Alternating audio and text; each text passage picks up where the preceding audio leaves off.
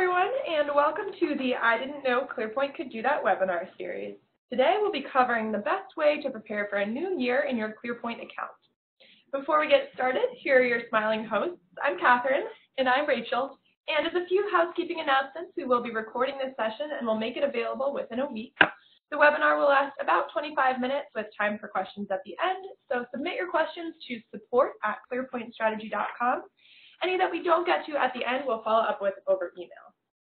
Now, on our last installment, we walked through configuring notifications in your ClearPoint account to keep your whole team up to date on important changes. I'd highly recommend checking out that recording on our blog, Vimeo channel, or support center. Just search webinar. Now, today, we'll be focused on updating your account to prepare for a new calendar year in ClearPoint. And maybe some of you have already been completing these changes over the past month to get ready for 2019. As they say, new year, new ClearPoint. Oh, I was hoping someone would say that. Anyway, we'll start by addressing the structure of your account. So any changes to your scorecard hierarchy or to the alignment of objectives, measures, and initiatives that you need to adjust. Then we'll cover time periods themselves, your reporting periods and reporting frequencies. And we'll finish with your reporting calendar to make sure that you have the reports and custom fields you need to report out on your progress. So again, submit your questions to support@clearpointstrategy.com, the address on the screen. And let's get started. We are flying the friendly skies here at Upward Airlines today. So first things first, we want to make sure that the overall structure of our account is set up to accommodate for any changes to your organization's structure in the new year. So these changes might be due to a company-wide reorganization, or maybe you're starting a new strategic planning cycle where it makes more sense to group things into different scorecards in ClearPoint. For example, divisions versus departments.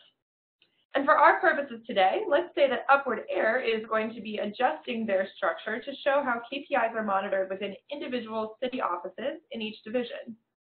So we'll want to add scorecards for the individual locations responsible for tracking that data. But before we dive into adding any new information, I wanted to start with two ways of preserving information in your account. If you're making changes, it's reasonable to be nervous about messing something up or not being able to refer back to your old way of doing things. So with these archiving tools in mind, you can feel confident in making new changes for the upcoming year.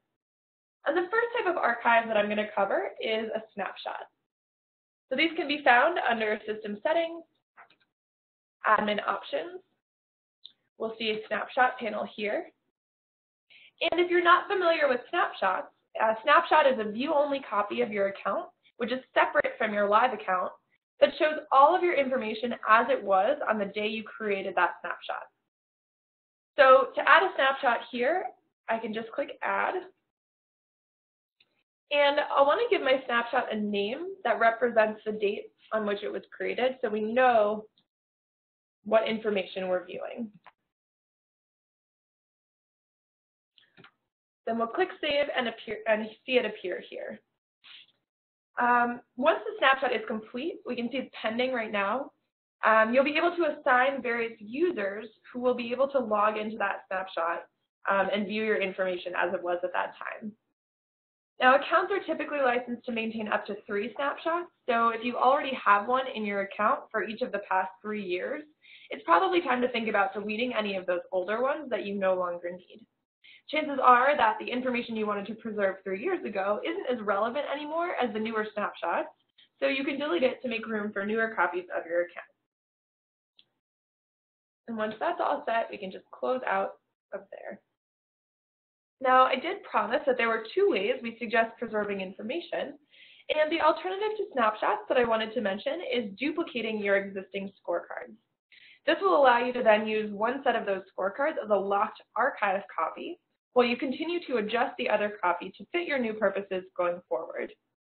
And to do that, I'm going to want to head into the Scorecards dropdown to the Manage Scorecards page.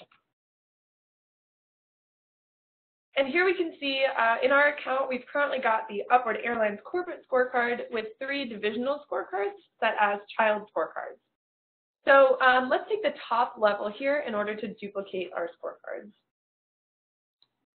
I'll click on the duplicate icon and I'll see a few options pop up here in this new box. So we can rename what our duplicate is going to be called. and I'll put 2018 archive copy on the back end of that duplicate. Next up, clicking to copy our statuses and scorecard data is going to ensure that all update fields, status indicators, and data from our data table is preserved identically in this new copy. And because we've got some scorecard hierarchy here with those 3 divisions, I'm going to choose to cascade copy in order to duplicate all of my divisional scorecards as well. And when I click that box, I'll see 2 new fields pop up so that I can rename these scorecards as well. And I'll add a suffix that will match our 2018 archive copy language in the top level scorecard. So when I'm done, I'll click duplicate, and it'll just take ClearPoint a minute to duplicate those scorecards and go through them all. While we wait, is there a reason that you're using the newly duplicated set of scorecards rather than the existing ones as the archive? I mean, does it matter whether you use the original one or the duplicate? That's a great question, and it really depends on the changes that you plan to make in your account. But what's important to keep in mind is that the duplicate of these scorecards will not automatically be added to your existing briefing books, HTML reports, or summary reports and other scorecards in ClearPoint. So if you're overhauling a lot of those reports anyway, it might not really matter whether you use the original or the duplicate copy to move forward, but otherwise you probably want to stick with the original scorecards. Also, if you have a community dashboard, keep in mind that the dashboard information is linked to the original scorecard too. So our team is happy to assist with any changes about annual updates on your dashboard, so feel free to get in touch with questions. All right, now I can see that our duplicate scorecards have appeared here with the archive copy label that we created. And the last thing that we want to do here is to lock these archive scorecards, which I can do from the Edit Scorecard window. Locking does exactly what it sounds like it would. It locks the scorecard to prevent users from making any further changes. Right, so in a way, it becomes like a view-only scorecard for everyone, even administrators. And I can just click through each one to check the box next to locked in our Edit Scorecard window. Perfect. Now our archive is preserved, and we can go ahead and begin making changes for the new year. And to go back to our earlier example, we're going to be adding city-level scorecards to redistribute our strategic information in our account. So we'll want to add these additional scorecards on the Manage Scorecards page.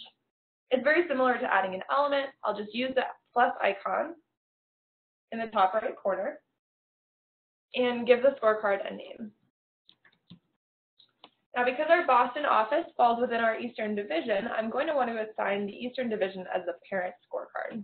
Remind me what a parent is again? Sure thing. So the parent-child links are going to determine the hierarchy you see in that scorecard tree in the left navigation. If one scorecard is indented under another, the indented scorecard is set up as a child, and the higher one is the parent.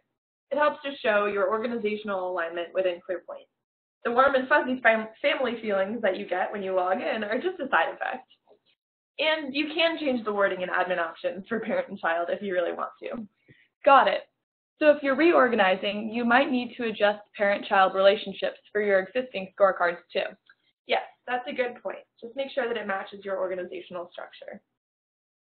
So moving down our list of tabs here in the Edit Scorecard window, if you're using categories or perspectives to organize the objectives in your scorecards, this is where you can find those to add them to your new scorecard as well. And here on our bottom tab, the User Access tab, I'll want to click to assign user permissions and identify who should be able to see or edit our new scorecard here. The beginning of a new year might be a good time to verify that your other scorecards are set up with the right user permissions too. Great point.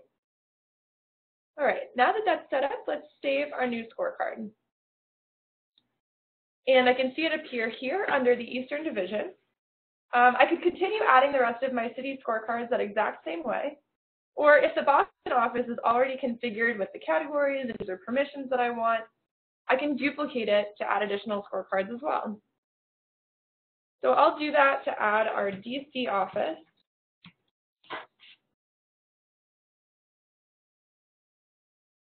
As well as our Atlanta office.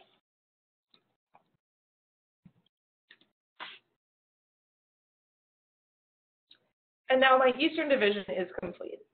So our next step is going to be to move around any elements to account for changes in alignment or responsibility. Sounds good. So you may be wondering if restructuring your elements will mess up your scorecards and thus derail your entire strategic plan. But no need to stress. It's easy to unlink and relink elements or even reassign which scorecard an element lives in. So if we go back here to our Eastern division, now that we have our new office level scorecards, I actually think it makes more sense for our percent of employees that are happy measure to go in the Boston office instead. So to move which scorecard the measure lives in, we'll click into the detail page here, and then we'll go to the green edit pencil and go into the edit measure tab. And from here, under the scorecard dropdown, we can select Boston office.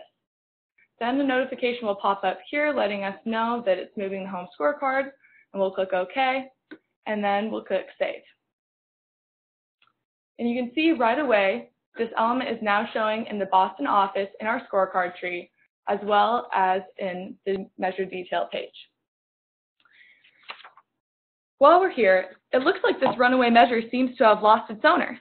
Since we're going through some reorganization, this is a good time to redefine users' roles and responsibilities. And spoiler alert, assigning ownership is key when creating reminders, which we'll talk about in a few minutes. I can't wait. While we're on a reorganizing roll, though, let's take a look at the alignment of our measure. We want to make sure it's still linked to the appropriate element. To do this, we'll click back into the edit icon, and this time we'll go to the Links tab.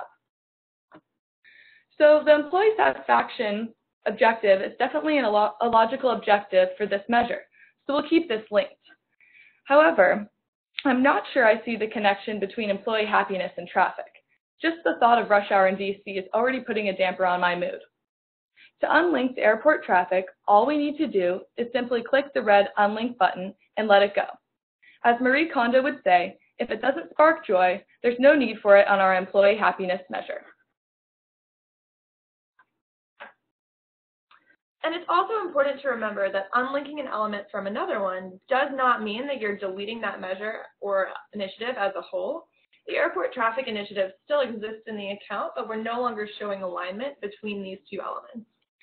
Luckily, there are some other projects in our strategic plan that will help us better achieve our employee satisfaction goal, such as creating a new employee satisfaction survey. So to add this link, we'll select Eastern Division from the scorecard. For link type, we'll do initiative, and then we'll select Create New Employee Satisfaction Survey. We'll click Add Link, and woohoo, we're in business. Now that our scorecards and elements are all cleaned up, we should take a look at our reporting periods and frequencies. Adding the reporting periods for 2019 to your account is crucial if you want to keep moving forward with your strategic plan. Given that today is the last day of January, it may be alarming to come into the office tomorrow morning and realize that you can't report on the January 2019 reporting period because it doesn't exist yet. So let's take care of that right now and avoid a Y2K-esque scare.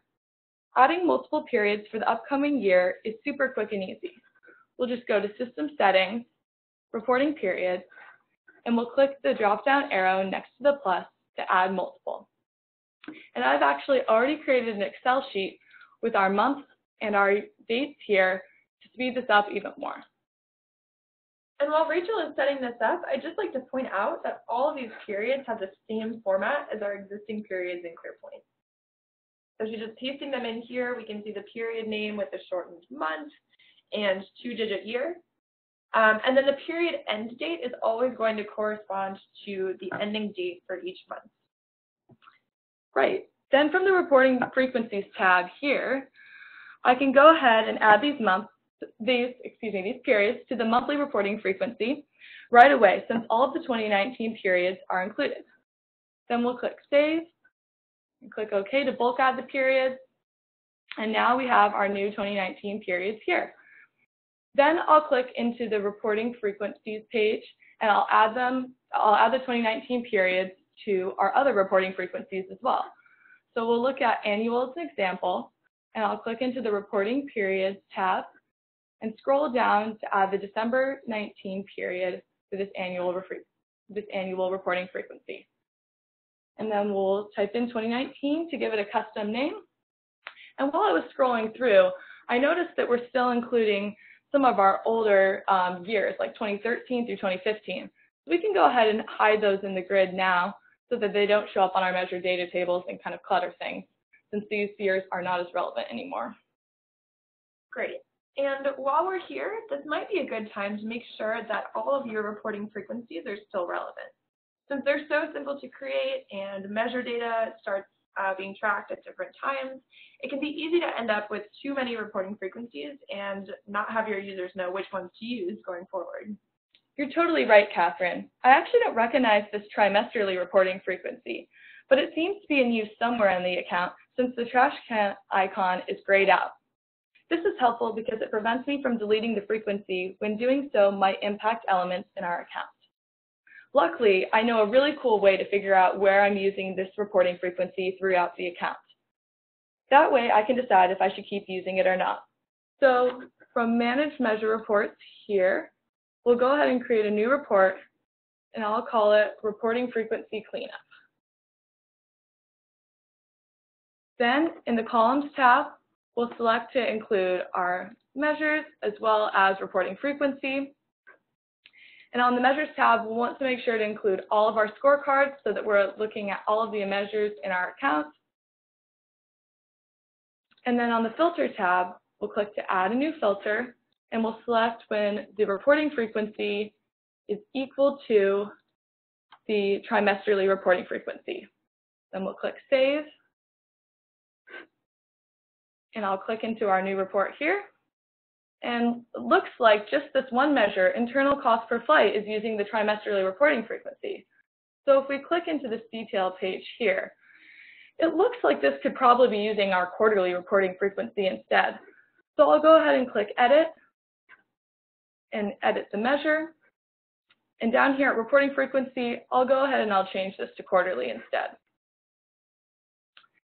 Now that none of our measures are using the trimesterly reporting frequency, I can go back to System Settings, Reporting Period. I'll go over to Reporting Frequencies, and now you can see that I am able to delete the trimesterly reporting frequency. So I'll go ahead and do that now. Awesome. So this is looking nice and standardized, and just as a reminder, deleting your reporting frequency won't delete any data since it's just a combination of your periods. But you do want to make sure to be extra careful about deleting reporting periods since that is where the data is stored. And now that we've got our time periods configured for a new year, let's focus on our strategy review process. So the beginning of a new year is a good time to think through any changes to how you'll be reviewing your progress, also known as your reporting calendar. So are you still going to be holding strategy review meetings on the same dates?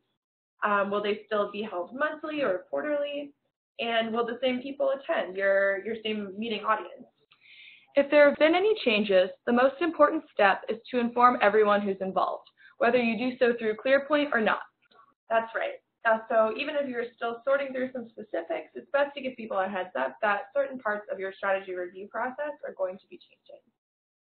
Now, if there are changes to your meeting structure, the reports that you plan to review during these meetings might change as well. By reports, we mean anything you review. This can be detail pages and summary reports in ClearPoint, briefing books, or HTML exports. Right, and the beginning of a new year is a great time to take stock and make sure that all of these reports still fit your needs.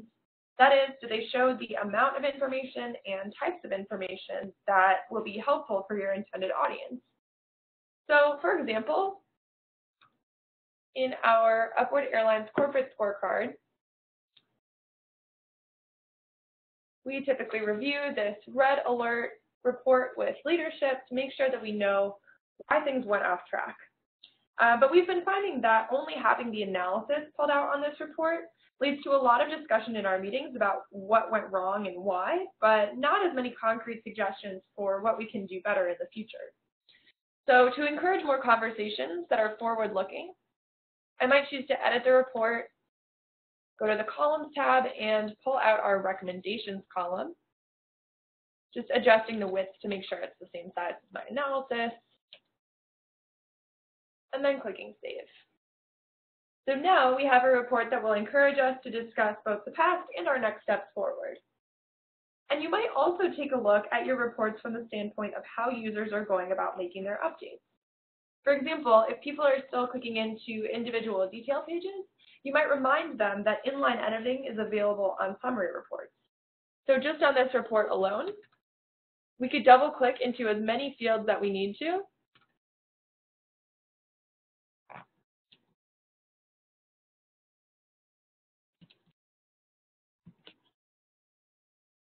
And then click Save Centrally when we're done. So you might consider creating a report that has all of the information users need to update in one place, and then directing them to favorite that report if they choose.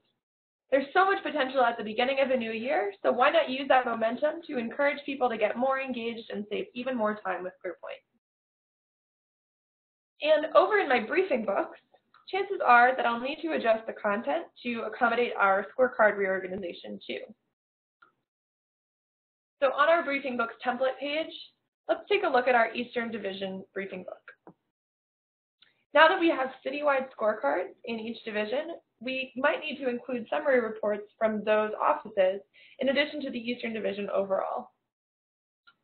So on my Scorecard tab, I can click to include Boston, DC, and Atlanta, and then click into each one to just get a summary of how our various offices are performing. And while we're here, if this briefing book is running on a schedule, you'll want to make sure that your schedule still corresponds to the proper timeline for your review meetings. If you don't have a schedule set, now's a good time to set one up. So I'll click to add a schedule, and I'll name it based on when it's being delivered. And then I'll set it up accordingly. So we'll set this to 1 p.m. here, and then it's repeating monthly, and we'll do it on the first Monday of each month. Great.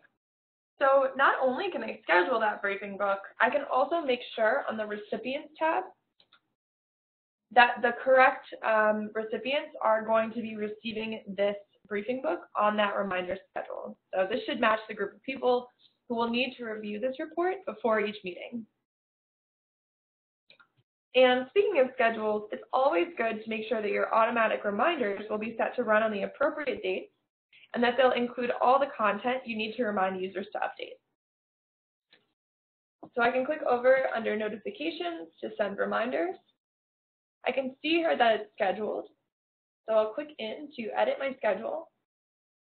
And if you've been finding maybe that users aren't quite getting their updates in on time, we could just move up the date of this reminder so that they'll have a little extra time before you need to start reviewing the data and gathering the reports together. Now, if you're worried about getting alerts about particular changes, you might think about adding some new notifications in the new year as well. From a broader standpoint, you could add any of these pages that you want to keep track of to your favorites, and then head over to My Favorites and select Notify on Changes so that you'll get an alert about any changes made to those elements you've selected.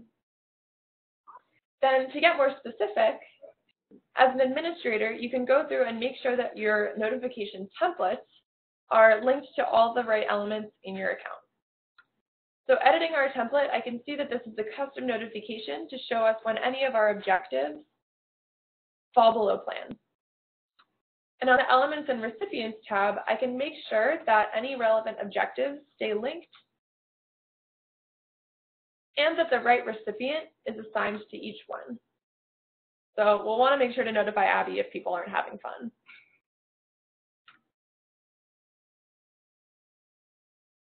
Great. Now, once that's set up, we want to touch on one last area of your account that's good to take stock of at the beginning of a new year.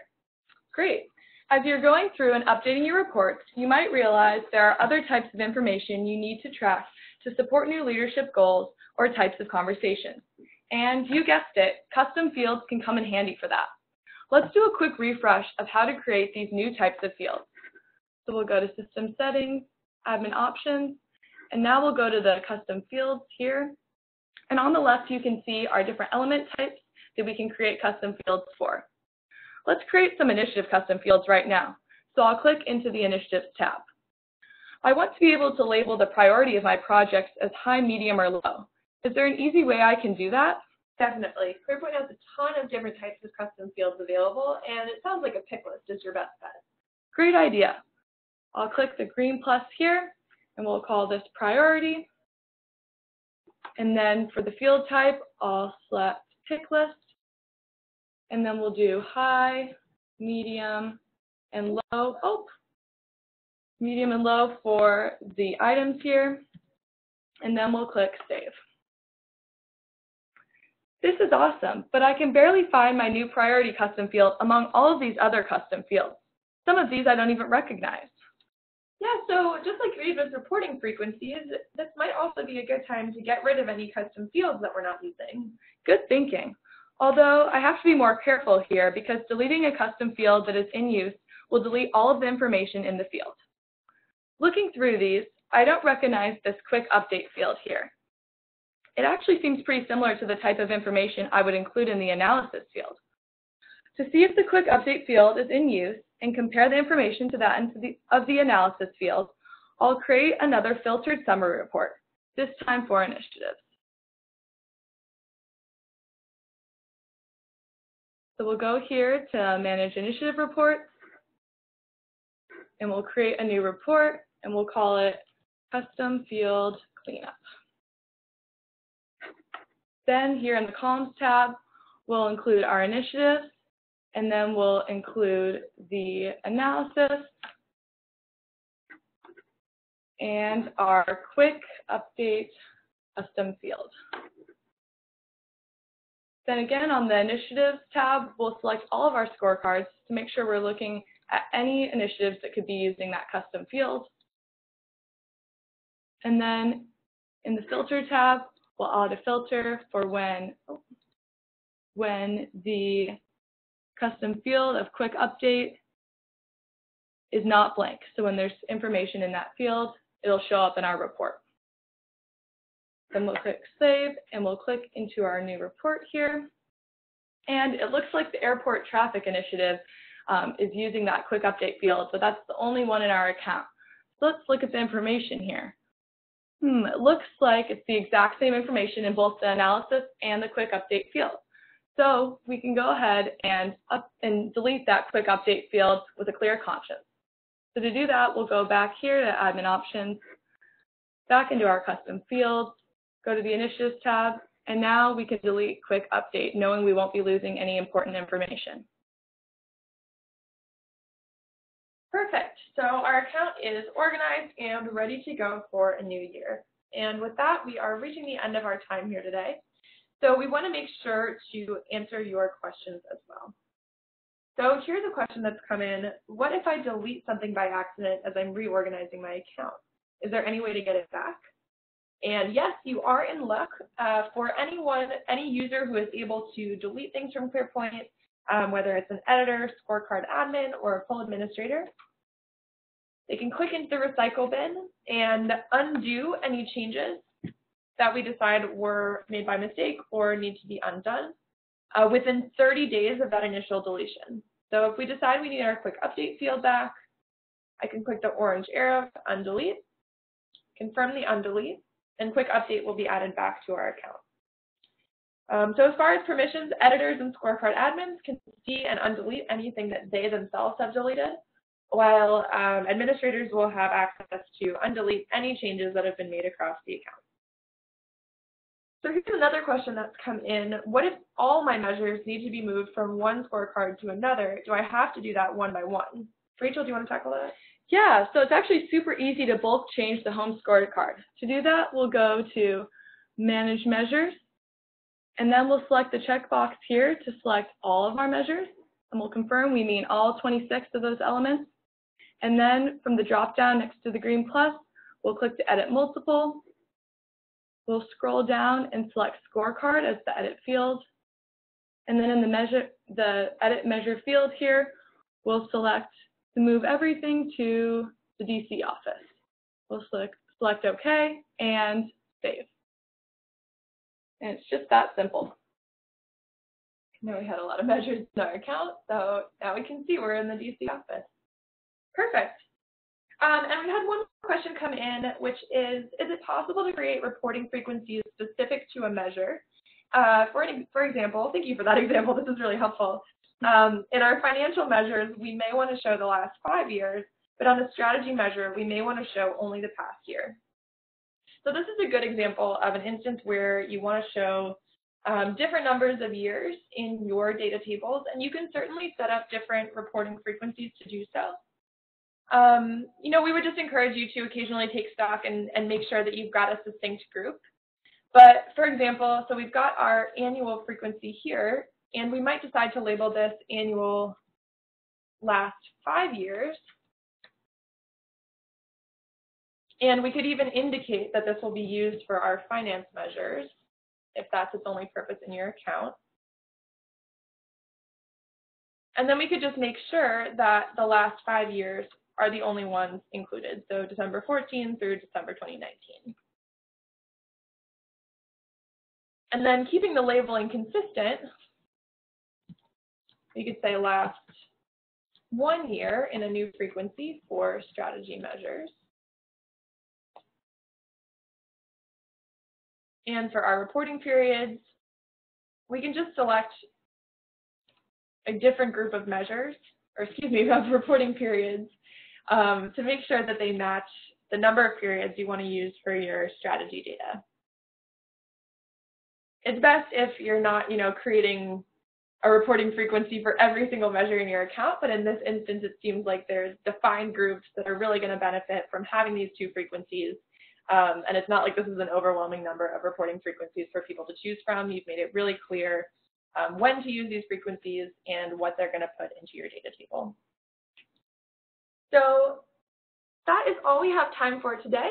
Thank you so much for joining us on the I Didn't Know ClearPoint Could Do That webinar series. We hope to see you next time, and happy reporting.